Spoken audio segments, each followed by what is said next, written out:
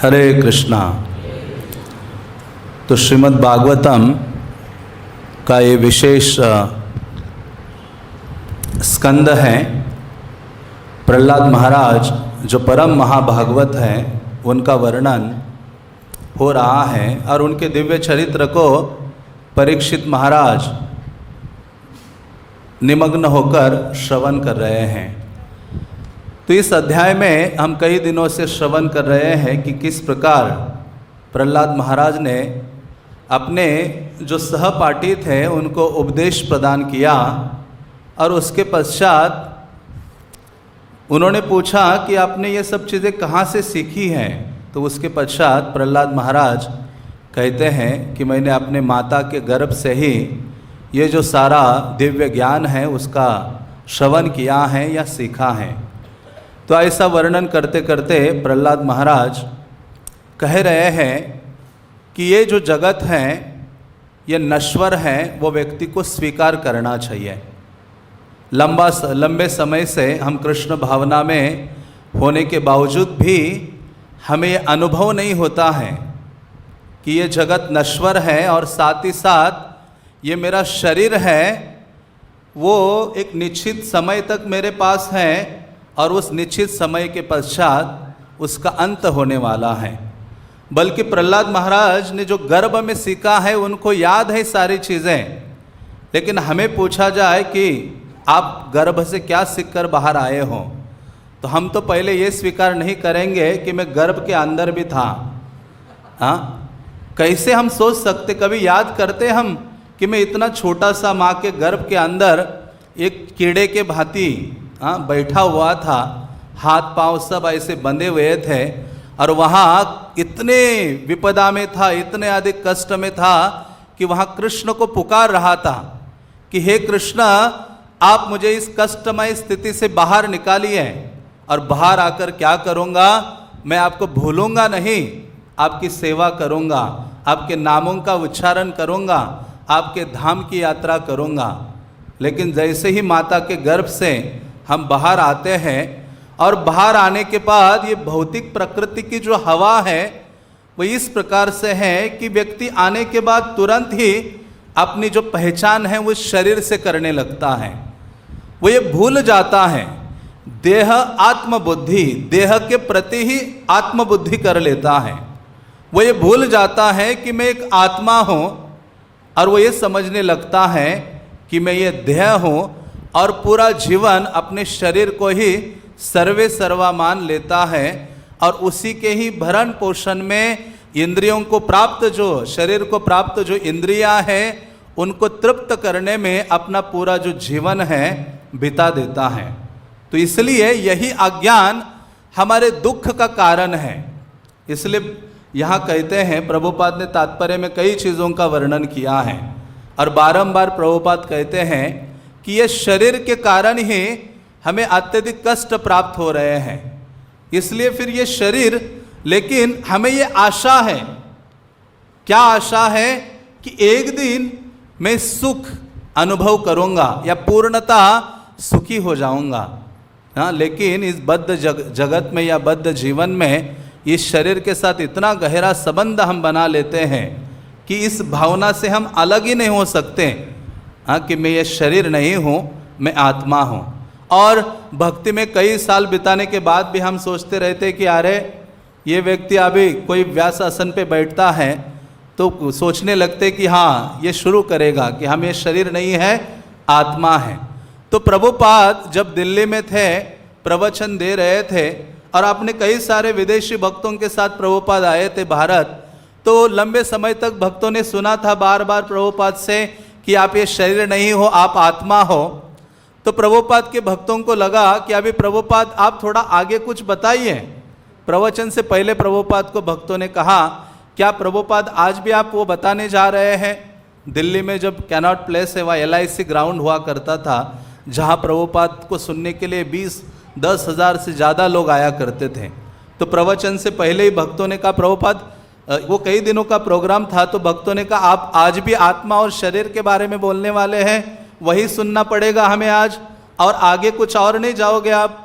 प्रभुपाद ने कहा पहले ये समझ लो ठीक ढंग से और ये अनुभूति कर लो कि तुम ये शरीर नहीं हो, तुम आत्मा हो, और तब मैं आगे की चीज़ें तुम्हें समझाऊंगा। जैसे एक बार ऐसा कहते हैं कि नेहरू, पंडित नेहरू पागल खाने में गए, और पागल खाने में जाकर गए तो एक पागल व्यक्ति से मिल रहे थे। तो पागल व्यक्ति कहता है कि आप कौन हो?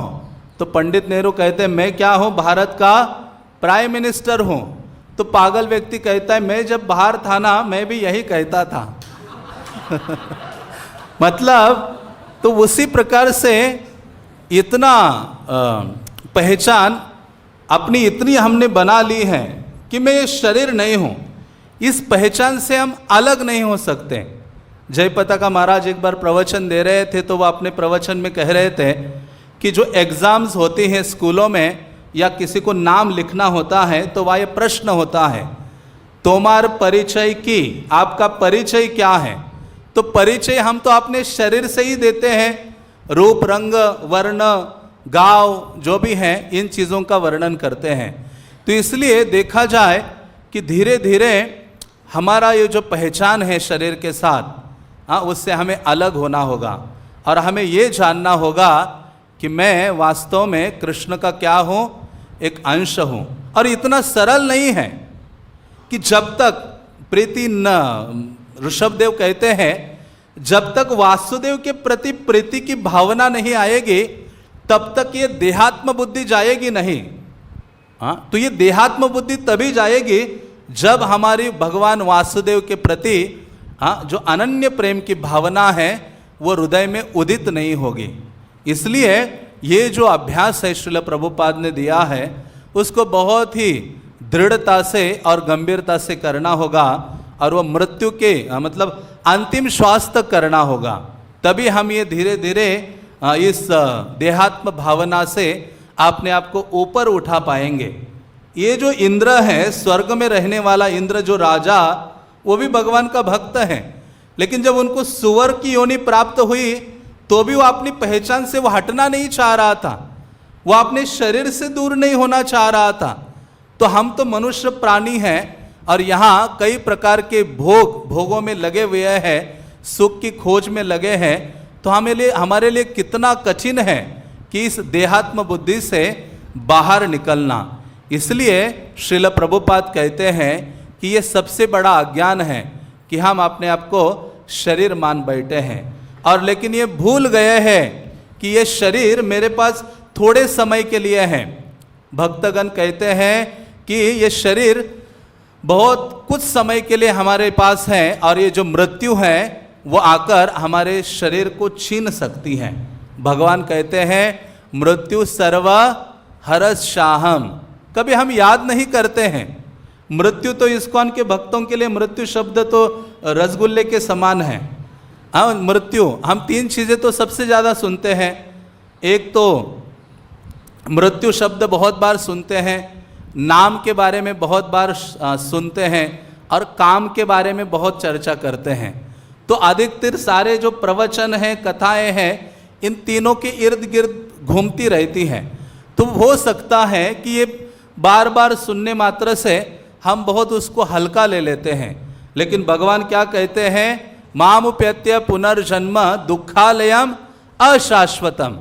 तो यहाँ प्रहलाद महाराज कहते हैं कि व्यक्ति को ये संसार देखना चाहिए कि ये नश्वर है।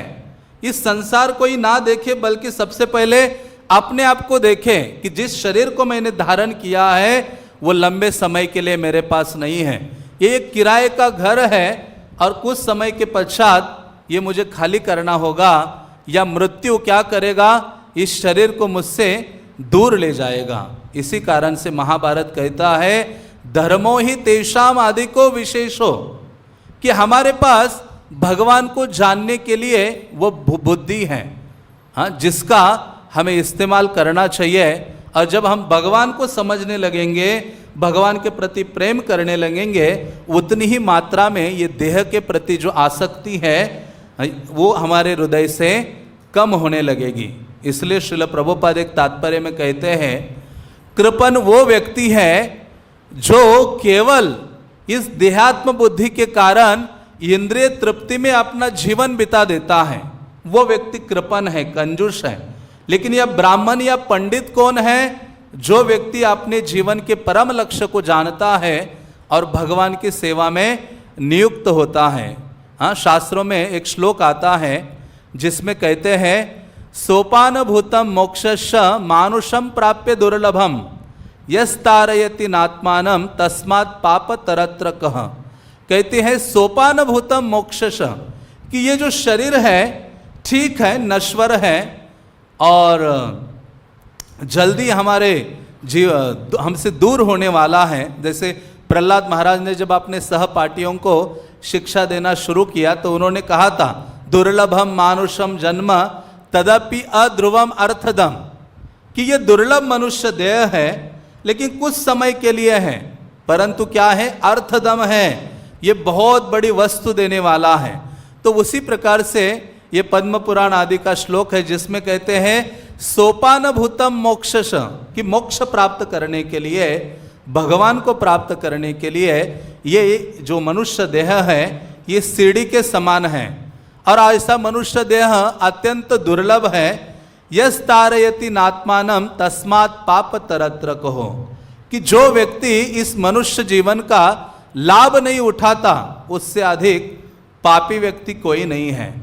इसलिए हमें इंतजार नहीं करना है कि मेरी आयु बढ़ने दो तब थोड़ा भक्ति दृढ़ता से करूंगा, अब ये महीना जाने दो उसके बाद सोचूंगा, ये कार्तिक आने दो तब मैं सोचूंगा, अभी ये कोविड का फेज जाने दो 2022 में अच्छा भक्ति करूंगा।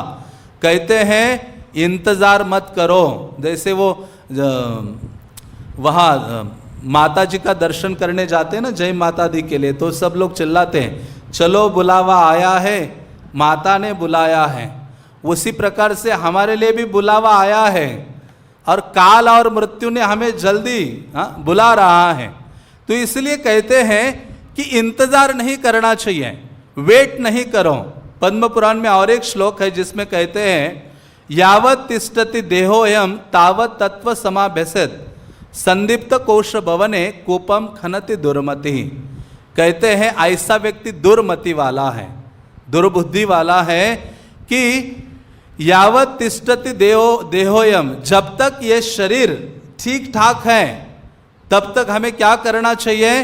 भगवान को अच्छी तरह से जानने के लिए पूरा अपना प्रयास लगाना चाहिए, अपने आप को लगा देना चाहिए। अन्यथा क्या होगा? संदीप्त कोश भवने कूपम खनति दुर्मति।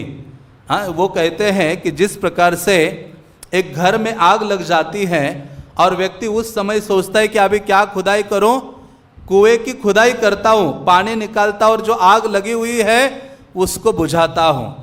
तो यदि हम सोचें कि ये शरीर अभी चलो चलने दो जैसा चल रहा है, जब अंतिम समय आएगा और तब हम सोचेंगे कि नहीं अभी थोड़ा सा भगवत भक्ति में तीव्रता लाता हूं, वो संभव नहीं है। ये उसी प्रकार से कि अभी आप कुआं खोदने की तैयारी कर रहे हो। तो इसलिए जब तक शरीर मेरा ठीक ठाक है, इसलिए प्रभुपाद राजा कुलशेखर की प्रार्थना को दोहराया करते थे, कृष्णा त्वदीय पद पंकज पंजरांतम आद्यम में विशतु राजहंस प्राण प्रयाण समये कफवात पित्त कंठावरुदन विधो स्मरणम कुतस्ते हैं। तो प्रभुपाद का ये फेवरेट श्लोक था। कई सारे प्रभुपाद के फेवरेट श्लोक थे, उनमें से ये भी एक फेवरेट श्लोक था। जैसे प्रभुपाद लंदन में थे तो एक दिन दोपहर को अपना हारमोनियम लेकर बैठकर गाने लगे। प्रभुपाद जहाँ भी जाते थे मुझे लग रहा है कि ऐसा आचार्य पूरे विश्व ने नहीं देखा होगा, जिस आचार्य ने सब कुछ करके अपने आचरण से सिखाया है। प्रभुपाद लंदन में थे, अभी उनके पास टेम्पल नहीं था, तो एक जगह वह अपना हारमोनियम लेकर एक भक्तों के घर में वहाँ कीर्तन करने के लिए बैठ गए। तो उनके सामने कई सारे उनके शिष्य थे।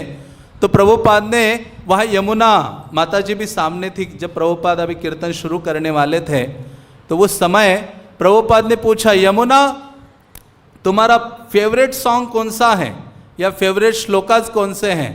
तो उन्होंने कहा मेरा जो फेवरेट सॉन्ग है वो है चैतन्य महाप्रभु का शिक्षाष्टकम। तो यमुना माता जी प्रभुपाद को कहते कि प्रभुपाद आपका फेवरेट सॉन्ग कौन सा है? तो प्रभुपाद कहते हरि हरि विफले जन्म गोवाइनु मनुष्य जन्म पाइया राधा कृष्ण ना बजिया, जानिया सुनिया विष खाइनु। तो सबने अपनी आंखें बड़ी बड़ी कर दी। मानो हमें लग सकता है कि कि ऐसा कोई सॉन्ग होगा कि जहाँ प्रभुपाद अंतरंग सेवा कर रहे, चामर डुला रहे हैं राधा कृष्ण को।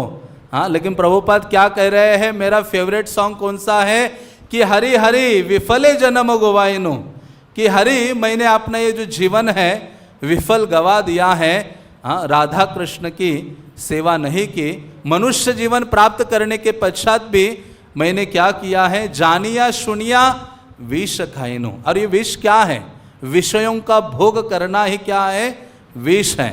मनुष्य जीवन प्राप्त करने के पश्चात भी जब हम उसी में लगे रहते हैं, हाँ, तो हम निकृष्ट हो जाते हैं। तो इसी प्रकार से प्रभुपाद वो श्लोक उच्चारण करते थे, कृष्ण त्वदीय पद पंकज पंचरांतम, जिसमें वो कहते कि अभी मेरा शरीर ठीक ठाक है, अभी मुझे मृत्यु हो जाए ताकि आपका स्मरण हो सकता है। लेकिन जब वृद्धावस्था आएगी, मृत्यु का समय आएगा, तो कफ वात पित्त से यह कंठ अवरुद्ध हो जाएगा और हे कृष्ण आपका नाम मेरे मुख से या कंठ से उच्चारित नहीं हो सकेगा। तो इस प्रकार से हाँ, वो कहते हैं कि इंतज़ार नहीं करवाना है, वेट नहीं करें, बल्कि हमें ये सोचना चाहिए कि मेरे पास कल का समय नहीं है। भक्ति सिद्धांत सरस्वती ठाकुर कहते थे, एक साधक भक्त के लिए सदैव दो चीज़ों का प्रतिदिन स्मरण करना चाहिए। उसको उठते ही स्मरण होना चाहिए, निद्रा में जा रहा है रात्रि में तब भी स्मरण होना चाहिए। एक है कि वो सदैव भगवान के नाम का स्मरण उसको होना चाहिए, और दूसरा क्या है, मृत्यु, कि मेरी मृत्यु नज़दीक है, मृत्यु आने वाली है। इस प्रकार से शास्त्र कहते हैं कि हमें इंतज़ार नहीं करवाना चाहिए, बल्कि वो कई सारे श्लोक हैं, उनमें आगे वो कहते हैं, पृथ्वी दह्यते जैन मेरु चापे विशीर्यते शुष्यते सागर जलम शरीरस्य का कथा। अरे हाँ, जब ये प्रलय आदि होती है तो उस समय पृथ्वी दह्यते जैन, पृथ्वी जल जाती है, और मेरु चापे विशीर्यते, मेरु पर्वत भी नष्ट होने लगता है। शुष्यते सागर जलम, सागर का जल भी, सागर भी सूख जाते हैं। तो शरीरस्य का कथा, जिस शरीर का आपको इतना घमंड है, शरीर का इतना अहंकार है, हाँ, उसकी क्या कथा है। ये शरीर कभी भी हमारे हाथ से हाँ छूट सकता है। तो इसलिए ये समझना चाहिए कि ये जो मृत्यु है वो निश्चित है और उसका स्मरण होना चाहिए। और उसके बारे में भगवान ने भगवद गीता में कई बार हमें याद दिलाया है, हाँ, कि ये जो शरीर है वो लंबे समय के लिए नहीं है। इसलिए श्रील प्रभुपाद एक तात्पर्य में कहते हैं, बाय अंडरस्टैंडिंग डेथ वन में surrender to lord Krishna in advance. जब हम मृत्यु को समझ लेते हैं ठीक ढंग से, तो व्यक्ति एडवांस में ही, पहले ही भगवान की शरण को स्वीकार कर लेता है। तो इसी कारण से जानना चाहिए कि क्या है, कि ये जो मृत्यु निश्चित है। प्रभुपाद कहते थे एज श्योर एज डेथ, हाँ, कि ये शरीर एक दिन हमारे हाथ से जाने वाला है। और इसी कारण से भगवान ने 8वें अध्याय में तो पूरा समर्पित ही कर दिया है, हाँ, कि ये शरीर आपके हाथ से निकलने वाला है। और भगवद गीता के कई सारे श्लोकों को हम जब पढ़ते हैं तो हर बार इसी की चर्चा होती है, और उसमें ये समझाया जाता है कि ये शरीर शाश्वत नहीं है, और हम ये शरीर नहीं है बल्कि क्या है, आत्मा है। भगवद गीता में कृष्ण कहते हैं, हाँ, जो आत्मा है वो शाश्वत है। हमें क्यों मरने की भावना नहीं होती, क्यों हमें लगता है कि मुझे मरना नहीं चाहिए? क्योंकि हमारा वो स्वभाव नहीं है। हमारा स्वभाव क्या है? सच्चिद आनंद है, हमारा वो स्वरूप है, सच्चिद और आनंद। जब ये मृत्यु आती है तो हमें डरने लगते हैं या हम डर जाते हैं, क्योंकि हमारे लिए वो स्वाभाविक नहीं है, वो हमारा स्वरूप नहीं है। आत्मा का स्वरूप तो क्या है? सच्चिद आनंद है, क्योंकि वो भगवान का शाश्वत अंश है। ममे वंशो जीवलोके जीवभूतः सनातनः। लेकिन भगवान का शाश्वत अंश होने के बावजूद भी जब उसके हृदय में इस संसार को भोग करने की इच्छा जन्म लेती है तो तुरंत उसको इस शरीर में बांधा जाता है। इसलिए प्रेम विवर्त में जगदानंद पंडित कहते हैं, अनादि बहिर्मुख जीव भोग वांछा करे, निकटस्थ माया तारे झापटिया धरे। हाँ, कि अनादि बहिर्मुख, अनादि काल से ये जो कृष्ण से बहिर्मुख है, भोग वांछा करे, हाँ, भोग करने की इच्छा व्यक्ति कर लेता है जीव, तो उसी समय माया क्या करती है, उसको पकड़ लेती है और उसको ये शरीर में डालती है। मानो जैसे चूहे को पकड़ो और बोरी में डाल दो और बोरी को रस्सी से बांध दो, तो उसी प्रकार से ये एक थैला है। शरीर क्या है, एक बैग है जिसके अंदर आत्मा को डाल दिया है और उसने अपनी पहचान उस बोरी से की हुई है और वो लगा पड़ा है। हाँ, उसको सुख प्राप्ति करने में वो लगा हुआ है। इसी कारण से इतना अधिक हम इस शरीर से प्रेम करते हैं जब हम इस शरीर से गलत पहचान करते हैं। हाँ, कहा जाता है कि एक बार बिरबल और अकबर ने जब बिरबल को पूछा था कि संसार में सबसे प्रिय चीज़ क्या है व्यक्ति को, हाँ, तो अकबर बिरबल ने कहा कि इस संसार में सबसे प्रिय तो ये शरीर है। स्वयं व्यक्ति खुद से सबसे ज़्यादा प्रेम करता है, खुद ये शरीर बहुत प्रिय है। हाँ, तो वो कहता है कि नहीं, राजा कहता है कि नहीं, व्यक्ति अपने धन आदि से बहुत प्रेम करता है।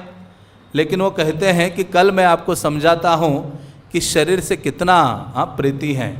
तो जब कल क्या करते हैं, दूसरे दिन जो बिरबल है एक ड्रम लेके आते हैं और उसके अंदर एक बंदरिया और उसके पिल्ले को उसमें डाल देते हैं और धीरे धीरे उसमें पानी डालना शुरू करते हैं।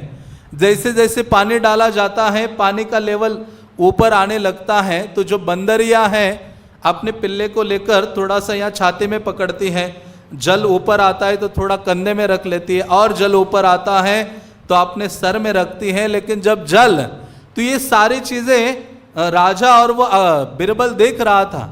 जैसे जल का लेवल और ऊंचा हो गया, वो बंदरिया डूबने लगी, उसी क्षण उस पिल्ले को अपने पाँव के नीचे रखती है, उसके ऊपर खड़ी होकर जंप लगा के बाहर आ जाती है। तो बिरबल कहते हैं, देखो एक ये पशु भी इतना प्रीति रखता है अपने शरीर से, तो उसी प्रकार से ये मनुष्य अपने शरीर से बहुत अधिक आसक्त है और बहुत अधिक प्रेम रखता है। इसलिए तो हम मरना नहीं चाहते हैं, बल्कि मृत्यु क्या है, कितनी सरल है। मानो आपके कपड़े फटे हैं और आपको कहा जाए कि आपके कपड़े फटे, ये नए कपड़े लीजिए और पहन लीजिए, हम तो उत्सव मनाएंगे, नए कपड़े पहनकर नाचने लगेंगे। और भगवान कहते, अरे ये शरीर वही कपड़े हैं जो तुम्हारे पुराने हो जाते हैं और मैं तुम्हें नए प्रदान करता हूँ। ये शरीर, तुम्हें तो आनंद होना चाहिए, लेकिन जैसे मृत्यु की बात आती है तो डरने लगते हैं। तो कई बार हम प्रोग्राम्स में जाते हैं तो वहाँ नए लोगों के बीच में जब कई बार मृत्यु का वर्णन करने लगते तो वो कहते क्या अमंगल बातें हो रही हैं।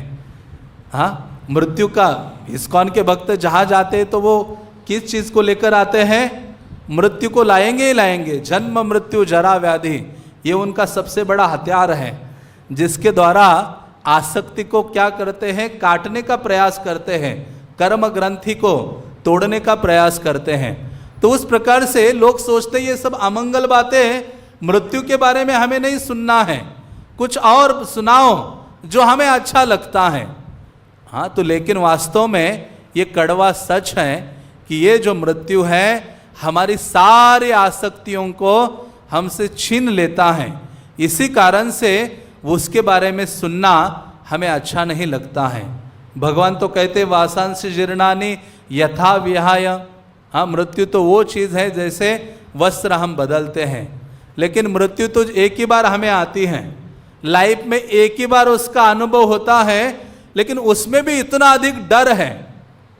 लेकिन भक्त क्या है, भक्त डरता नहीं है। हाँ, जैसे परीक्षित महाराज हैं, जब उनको शाप मिला तो परीक्षित महाराज डरे नहीं हैं। हाँ, वो क्या हो गए, जाकर यमुना या गंगा के तट पर जाकर बैठ गए और श्रवण करना उन्होंने प्रारंभ कर दिया। तो इस प्रकार से कहते हैं कि ये जो मृत्यु वो अवस्था है जिससे हम सबको सारे जीव उससे भयभीत रहते हैं। बल्कि परीक्षित महाराज को जब मृत्यु के बारे में पता चला तो उन्होंने कुछ और सोचा नहीं है, बल्कि परीक्षित महाराज के सामने जब शुकदेव गोस्वामी आए तो उन्होंने ये प्रश्न नहीं पूछा कि ये जगत में कैसे बने रहना चाहिए, ये जगत में रहकर कैसे सुखी हुआ जाए, उसके बारे में कोई प्रश्न नहीं पूछा है। जैसे ही शुकदेव गोस्वामी उनके सामने आए तो परीक्षित महाराज ने पूछा, अता पृच्छामि संसिद्धिम योगिनाम परमम गुरु पुरुषस्य यत्कार्य म्रियमानस्य सर्वतः। जो म्रियमान है, जो मृत्यु के नजदीक खड़ा है, हाँ, तो हम तो मृत्यु के नजदीक ही खड़े हैं। इस यहाँ जो हम उपस्थित है, कोई कह सकता है कि मैं मृत्यु के नजदीक नहीं हूँ? हाँ, हम सब मृत्यु के नजदीक खड़े हैं।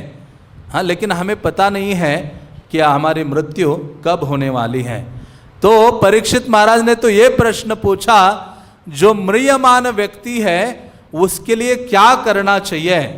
हाँ, वो कहते किसके बारे में श्रवण करना चाहिए, किसके नामों का उच्चारण करना चाहिए, कौन उसके लिए आराधनीय है।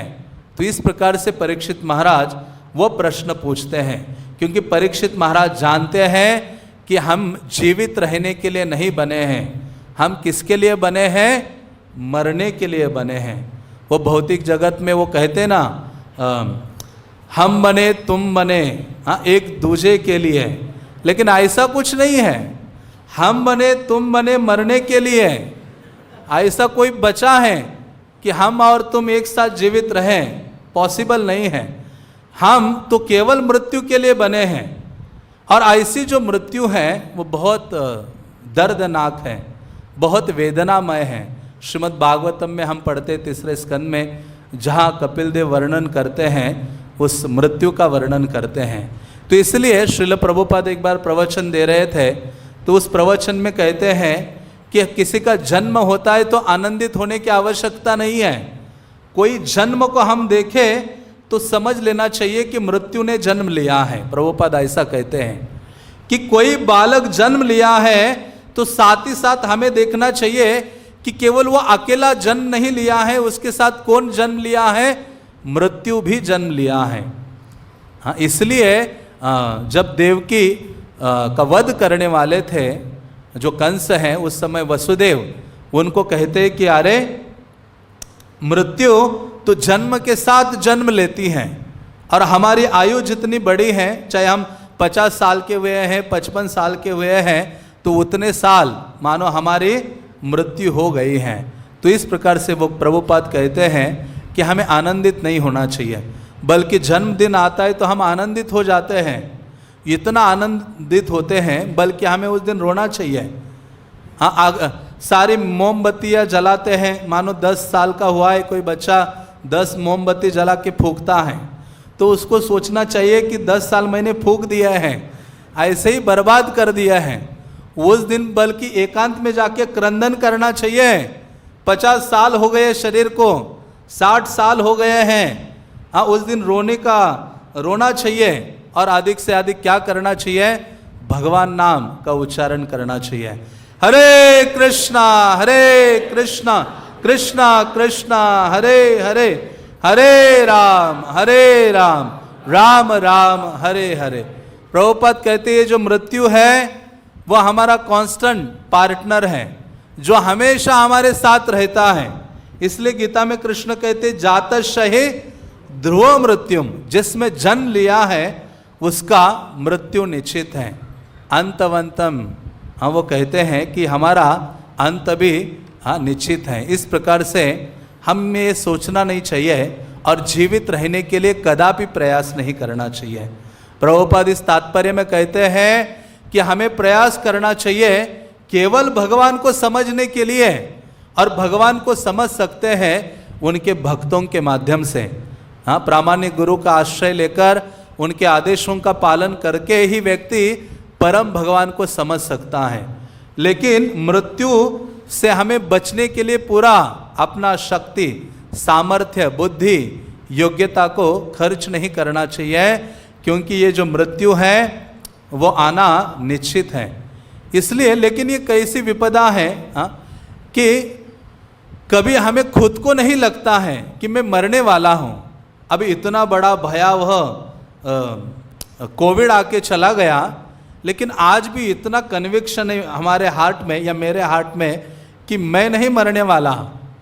हाँ, मतलब हजारों लोग हमने देखे हैं, सुने हैं, नज़दीक के लोगों ने भी शरीर त्यागा, भक्तों ने भी शरीर त्यागा, लेकिन आज हम या मैं जीवित हूँ तभी भी महसूस नहीं होता हृदय में कि मैं मरने वाला हूँ। और ये वास्तव में है। हाँ, जब हम युधिष्ठिर महाराज के उस उपदेश को सुनते हैं, हाँ, सबसे बड़ा आश्चर्य क्या है, तो युधिष्ठिर महाराज कहते हैं अहानि अहानि भूतानि गच्छन्ति यमालयम शेषस्तावरम इच्छन्ति किम आश्चर्य अता परम। कि देख रहे हैं गच्छन्ति यमालयम, सब लोग जा रहे यम मंदिरम, हाँ, यम के घर, लेकिन जो बचे हुए हैं ना वो कहते हैं पड़ोसी चला जाएगा कोविड से, मैं नहीं जाने वाला। हाँ, मेरे वो रिश्तेदार जा सकता है, वो भक्त जा सकता है, लेकिन मैं नहीं जाऊंगा। हाँ, तो मतलब आज भी हमारे हृदय में ये कन्विक्शन है कि मैं मरने वाला नहीं हूँ, लेकिन प्रभुपाद कहते हैं कि हम भूल गए हैं। प्रभुपाद उदाहरण देते थे 2-3, जिसमें से एक प्रभुपाद कहते थे एक सूखा गोबर और एक गीला गोबर, घुंटे पोरे गोबर हंसे। प्रभुपाद कहते थे कि एक जो 2 गोबर थे, एक जो सूखा गोबर था और उसके साथ एक गीला गोबर भी था। तो ये जो गीला गोबर है वो कहते अच्छा अभी तुम्हारा टाइम आ गया, अभी जलने जा रहे हो तुम, लेकिन वो गीले गोबर को पता नहीं है कि कुछ ही दिनों में वो भी सूखने वाला है और उसका भी नंबर आने वाला है। तो उसी प्रकार से हम सोचते मैं अभी यंग हूँ, अभी तो 20-25 साल का हूँ, 31 साल का हूँ, अभी 60-70 वाले जाने वाले हैं, अभी हम सोचते हैं। लेकिन हमें ये सोचना चाहिए कि अभी कुछ ही दिनों में मेरा भी नंबर आने वाला है। हाँ, प्रभुपाद उदाहरण देते हैं कि बकरी का, हाँ, जो कसाई है एक बकरी को काट के लटका के रखता है, 2-4 बकरी वहाँ हरा हरा घास खाती रहती है, वो मौज में है, वो सोचती नहीं है, वो टंगी हुई दूसरी बकरी को देखा है, लेकिन वो किसी में मग्न है, हरी घास खाने में मग्न है, और वो सोचती नहीं है कि अगला नंबर मेरा भी आने वाला है, मुझे भी ऐसा टांगा जाने वाला है। तो उसी प्रकार से हमारी स्थिति है, हमारा भी नंबर लगने वाला है जल्दी, लेकिन हमें क्या करना चाहिए, इंतज़ार नहीं करवाना है। हाँ, कि मुझे बस आराम से भगवत भक्ति करनी है, आराम से सोचता हूँ भागवतम के बारे में, आराम से सोचता हूँ हरि नाम के बारे में, नहीं। इसलिए कहते तीव्रेन भक्ति योगेन यजतः पुरुषः परम, कि भक्ति में तीव्रता लानी होगी, और वो तीव्रता लाएंगे तभी वास्तव में ये जो देहात्म बुद्धि की भावना है उससे हम दूर हो सकते हैं और मृत्यु से भयभीत नहीं होंगे, क्योंकि मृत्यु तो एक टंगी हुई तलवार है। इसलिए भक्ति विनोद ठाकुर ने तो पूरा एक गीत लिख दिया है। भक्ति विनोद ठाकुर कहते हैं दिन जाय मिछा काजे निशा निद्रा वशे नाई भावी मरण निकट आछे बोशे। कहते दिन तो ऐसे ही मिथ्या कार्यों में जा रहा है और रात्रि निद्रा में जा रही है और ये मरण निकट आ रहा है। भाल मंद खाई हेरी परी चिंताहीन नाई भावी ये देहो थाकीबो को न दिन। अच्छा खासा खा पी कर मैं गुजार रहा हूँ ये जो दिन है, लेकिन मुझे मृत्यु की चिंता नहीं है। तो इस प्रकार से वो कहते हैं कुकर श्रृगाल सब आनंदित होए महोत्सव करीबे आमारा देह लोए, कि जब मेरी मृत्यु होगी तो ये जो कुत्ते हैं सियार है वो उत्सव मनाएंगे, उस शरीर को खा लेंगे, नोच लेंगे, और मुझे उसकी चिंता नहीं है। इस प्रकार से कई सारे हमारे आचार्यों ने इन सब चीज़ों का वर्णन किया है अपने गीतों में, जिसमें हमें जगाया है और बताया है कि मृत्यु से बचने का प्रयास मत करो, क्या करो, इसके लिए प्रयास करो कैसे मैं अपनी जो सेवा भावना है गुरु कृष्ण के प्रति और अधिक बढ़ा सकता हूँ। क्योंकि आज तक जिसने भी मृत्यु से बचने का प्रयास किया है वो जीवित नहीं बचा है। हाँ, हमारे पास तो प्रहलाद महाराज का ये जो आख्यान चल रहा है ये तो पूरा संघर्ष इसीलिए है। पूरा जो हिरण्यकशिपु का ये जो वृत्तांत है और पूरा संघर्ष है भोग करने के लिए, पूरे ब्रह्मांड का साम्राज्य प्राप्त करने के लिए, और दूसरा है मृत्यु को दूर रखने के लिए। लेकिन अंत में हम क्या देखते हैं, इतना शक्ति संपन्न पावरफुल, हाँ, जो हिरण्यकशिपु है उससे शक्तिशाली कोई और हो नहीं सकता। ऐसे व्यक्ति को भी मृत्यु के सामने घुटने टेकने पड़े। हाँ, हम कितना भी प्रयास करें, हाँ, जैसे एक उदाहरण देते हैं कि एक बार एक व्यक्ति ने मृत्यु से बचने के लिए प्रयास किया कि सोचा भी यमराज आने वाले हैं, तो उससे पहले बहुत सारे अपने घर में उसने पुतले बना दिए, स्टैचूज बना दिए, बहुत सारे उसी के समान स्टैचू बना दिए, पूरा घर भर दिया स्टैचू से उसी के समान। और जब यम के दूत आए, वो देखकर आश्चर्यचकित हो गए कि आज इसका नंबर है मिस्टर और मिस, वो मिस्टर था, उसका नंबर था कि आज इसका नंबर है, उसका नाम पुकारा, सोचते अभी इसके घर में चलते हैं। जैसे घर में गए, देखा अरे लिस्ट में तो एक ही व्यक्ति का नाम है इस घर के अंदर के, तो लेकिन यहाँ तो उस व्यक्ति के समान बहुत सारे दिख रहे हैं और सारे एक ही मुद्रा में खड़े हैं। तो अभी देखते कि क्या करें, किसको ले जाए। तो ये जो यमदूत भी बहुत उन्होंने बहुत कोर्स किए होते हैं, कैसे किसी को ले के जाया जाए, कैसे उसको दबोचे, कैसे ले पकड़े। तो उन्होंने क्या किया कि एक छोटा सा सुई समान एक लंबा सा वो लिया, और एक व्यक्ति जो वहाँ बहुत सारे देखा, कई सारे स्टैचू भी हैं, लग रहा है व्यक्ति है या स्टैचू है, कुछ समझ में नहीं आ रहा था। तो उन्होंने वो सुई जैसे लंबे चीज़ को एक के कान में डाला, तो कुछ हुआ नहीं, हिला नहीं। वो जो पुतला था, देखा लेकिन इस कान से डाला तो उस कान से बाहर निकला। तो यमदूत कहता है कि अरे कितनी अद्भुत चीज़ है, इसको बनाने वाला बहुत बुद्धिमान होगा, कौन होगा वो। तो ये व्यक्ति जिसने बनाए थे और ड्रामा जिसने सारा ये रचा हुआ था, जो खड़ा था, वो कहता मैं हूँ। यमराज कहते सही में तुम मिले हो अभी। यमराज उसकी गर्दन पकड़ लेते हैं और उसको लेकर चले जाते हैं। हाँ, प्रभुपाद कहते एक व्यक्ति ने तो ऐसे किया था, गाय गो माखले यम छेड़े ना, मतलब एक व्यक्ति ने तो जो अपना मल है सुबह उठ के सारे शरीर को लगा दिया, और वो सोचा कि अभी यमराज आएंगे नहीं, क्योंकि शरीर से तो सारी बदबू निकलेगी। और जब यमराज आए तो देखा बहुत बदबू आ रही है, जिसको लेके जाना है उसकी बहुत बदबू आ रही है। इसने शायद अपना मल लेके सारे क्रीम की तरह पूरे बॉडी में लगा दिया है, मृत्यु से बचने का पूरा प्रयास है, प्रभुपाद कहते थे।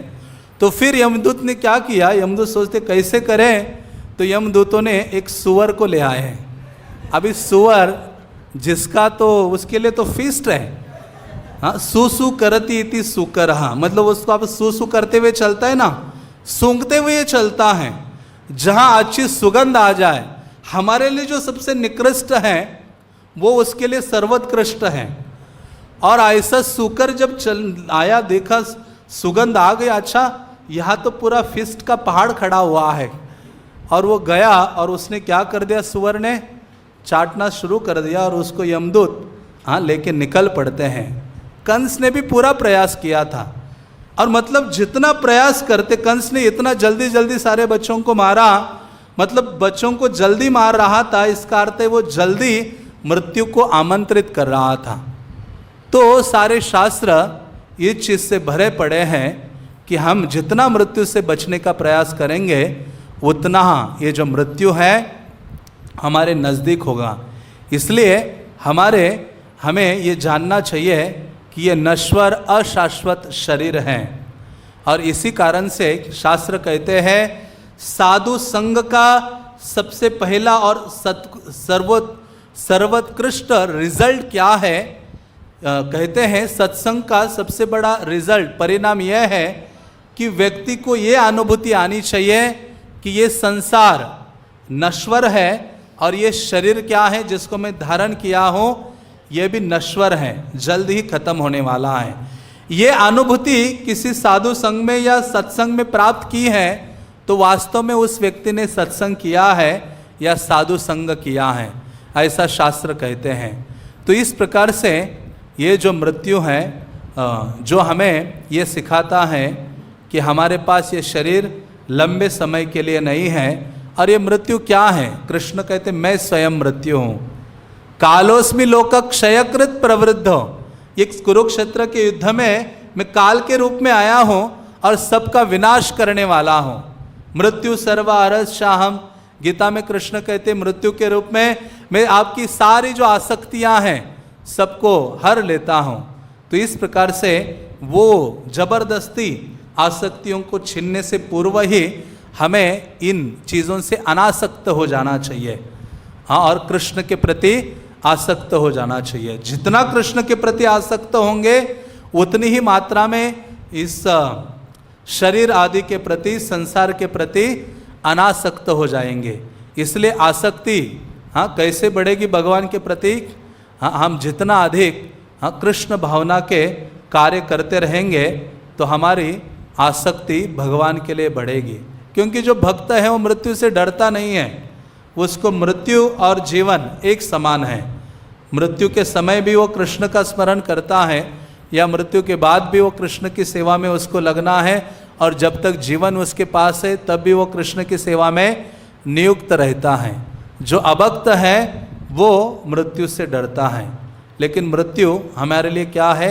शिक्षा है कि ये शरीर मेरे पास लंबे समय के लिए नहीं है।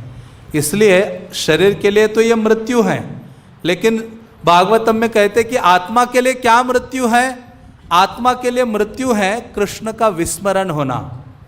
हाँ, जितना कृष्ण का विस्मरण होगा उतना वो आत्मा गहन मृत्यु के स्थिति में है। इसलिए कहते हैं कि हमें कृष्ण का स्मरण बढ़ाने का प्रयास करना चाहिए। और कृष्ण का स्मरण कैसे बढ़ाया जाए उसके लिए जिज्ञासा करनी चाहिए। तो मुकुंद माला स्तोत्र में कई सारे ऐसे श्लोक राजा कुलशेखर ने प्रदान किया है। उसमें से एक श्लोक में कुलशेखर कहते हैं, इदम शरीरम परिणाम पेशलम पतति अवशम शतसंधि जर्जरम किम औषधम पृच्छसि मूढ़ दुर्मते निरामयम कृष्ण रसायनम पिबम। तो कुलशेखर कहते हैं इदम शरीरम परिणाम पेशलम, ये जो शरीर है वो नष्ट होने वाला है। जैसे प्रभुपाद ने तात्पर्य में कहा है कि शरीर में 6 बदलाव होते हैं और अंत में वो विनष्ट हो जाता है। पतति अवशम शतसंधि जर्जरम, कुलशेखर कहते हैं कि अरे जिस शरीर को तुम लेके घूम रहे हो, जिसका इतना घमंड है, जिसके लिए सब कुछ कर रहे हो, वो शरीर पतति अवशम, पतन हो जाएगा, उस शरीर का नष्ट हो जाएगा। शतसंधि जर्जरम, सारे जो जॉइंट्स हैं वो आवाज करने लगेंगे, खुल जाएंगे। हे मनुष्य, तुम्हारे साथ इतना सब कुछ हुआ है फिर भी तुम कुछ पूछ क्यों न रहे हो? वो कहते क्या पूछो? किम औषधम पुच्छसि मूढ़ दुर्मते। अरे मूर्ख व्यक्ति, अरे दुर्मति व्यक्ति, तुम पूछो ना कि इससे बचने का क्या उपाय है, इससे बचने के लिए क्या औषधि है। कुलशेखर कहते हैं निरामयम कृष्ण रसायनम पिबम, व्यक्ति को क्या करना है? कृष्ण रसायन का पान करना है। और कृष्ण रसायन क्या है? हरे कृष्णा कृष्णा कृष्णा हरे हरे, हरे राम राम राम हरे हरे। तो इसके लिए एक ही औषधि है, भगवान नाम, और भगवान के जो नाम रूप गुण लीला और उनका धाम, इनकी जो कथा वार्ता आदि है उसका हम श्रवण करेंगे अधिक से अधिक, जितना अधिक हो सके। और साथ ही साथ गुरु की आज्ञा से कृष्ण की सेवा में नियुक्त होंगे, तभी हमारा जो जीवन है वो धन्य हो सकता है। और ये जो नश्वर शरीर है उसके प्रति और इस संसार के प्रति हमारे हृदय में अनासक्ति की भावना उत्पन्न हो सकती है। तो आज के श्लोक में प्रहलाद महाराज यही कहते हैं कि दूषित बुद्धि के कारण ही हम अज्ञानी बनते हैं। और यह अज्ञान यही है कि हम शरीर के प्रति यह शरीर शाश्वत है इस भावना को समझते हैं, और दूसरा इस शरीर के प्रति आसक्त हो जाते हैं। तो ये इस शरीर से अनासक्त होने का और इस संसार से अनासक्त होने का उपाय भी तात्पर्य में श्रील प्रभुपाद कहते हैं कि प्रामाणिक गुरु के मार्गदर्शन में कृष्ण भावना को या कृष्ण भक्ति को स्वीकार करेंगे तो ये संभव हो सकता है कि हम ये अनुभव कर पाएंगे एक दिन कि मैं यह शरीर नहीं हूँ। केवल ये चिल्लाने से नहीं होगा, मैं यह शरीर नहीं हूँ, मैं यह शरीर नहीं हूँ। वो उदाहरण देते प्रभुपाद उसका, वो शिकारी, वो जो कबूतर थे, शिकारी आएगा दाना डालेगा, खाना नहीं या फंसना नहीं। तो ये मंत्र उन सारे कबूतरों ने याद कर लिया था, शिकारी आएगा दाना डालेगा फंसना नहीं। और एक दिन वास्तव में शिकारी आ गया, जाल बिछाएगा, शिकारी आएगा जाल बिछाएगा दाना डालेगा फंसना नहीं। पूरा मंत्र उसको, उनको नींद में भी उठाएंगे उन पक्षियों को तो भी याद हो गया था। और लेकिन जब वो शिकारी आ गया, वो कहती शिकारी आ गया, वो दाना भी डाला उसने, जाल भी बिछा दिया, और ये जाकर उसमें खा रहे थे और खाकर मंत्र भी उच्चारण कर रहे थे, शिकारी आएगा दाना डालेगा जाल बिछाएगा फंसना नहीं। तो उसी प्रकार से मैं यह शरीर हूँ, मैं यह शरीर नहीं हूँ, ये नहीं चलेगा। क्या करना होगा, जो ये प्रोसेस हमें दी है भगवान के प्रति प्रेम या आसक्ति उत्पन्न होने के लिए, उसको जितना बढ़ाएंगे तो ये संभव होगा एक दिन कि मैं यह शरीर नहीं हूँ, मैं कृष्ण का शाश्वत अंश हूँ। हरे कृष्णा। ग्रंथराज श्रीमद् भागवतम की, श्रील प्रभुपाद की।